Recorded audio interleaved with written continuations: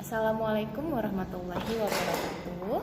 Apa kabar anak-anak Umi semuanya?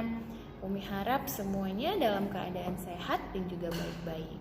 Dan Umi juga mau mengingatkan untuk kita semua untuk tetap jaga protokol kesehatannya dengan tetap menggunakan masker jika kita ingin berkeluaran, dan tetap mencuci tangan, dan juga tetap menjaga jarak antara yang satu dengan yang lainnya. Oke.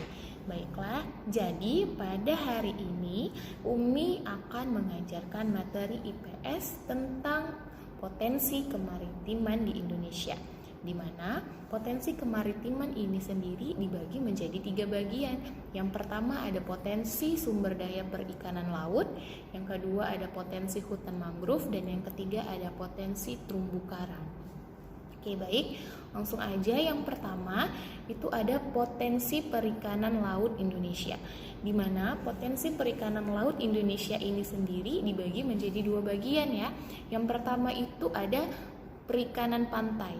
Perikanan pantai ini biasanya kurang dari 60 mil dari pantai. Dan biasanya jumlah tangkapannya ini juga tidak banyak, hanya sedikit, karena biasanya dia menggunakan alat penangkap yang sederhana. Dan komoditas jenis ikannya itu ada ikan kembung dan juga ikan teri. Sedangkan untuk beberapa jenis moluskanya ada cumi-cumi. Lalu yang kedua ada perikanan laut dalam. Nah, perikanan laut dalam ini dia lebih banyak menghasilkan tangkapan karena sudah menggunakan alat yang lebih modern.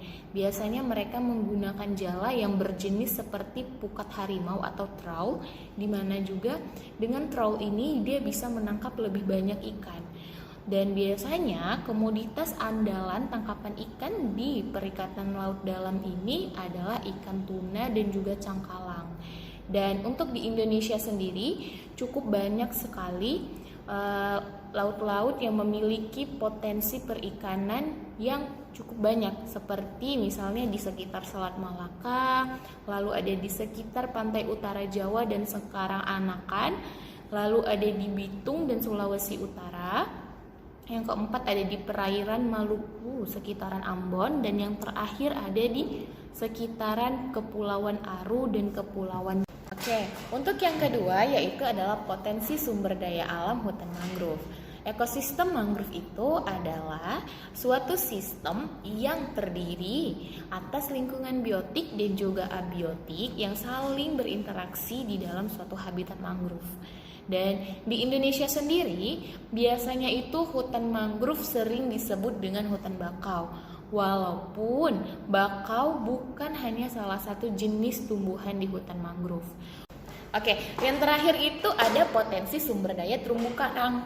Terumbu karang di Indonesia itu luasnya mencapai 60.000 km persegi dan persebarannya di Indonesia bagian tengah.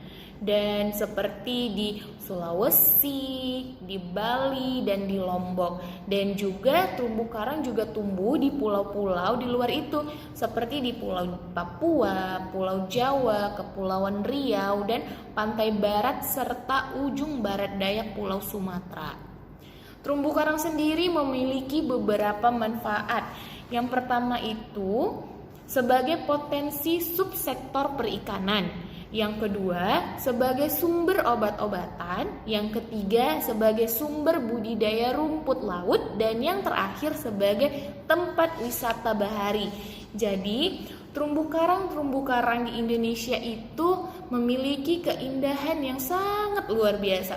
Contohnya ada di mana? Contohnya itu yang paling terkenal ada di Bunaken. Jadi potensi sumber terumbu karang yang ada di Bunaken itu cukup indah dan cukup beragam. Baiklah, Umi akhiri pembelajaran kita sampai di sini. Materi ini kita cukupkan sampai di sini. Sampai ketemu di pertemuan selanjutnya. Tetap semangat dalam menerima pembelajaran ya anak-anak Umi. Assalamualaikum warahmatullahi wabarakatuh.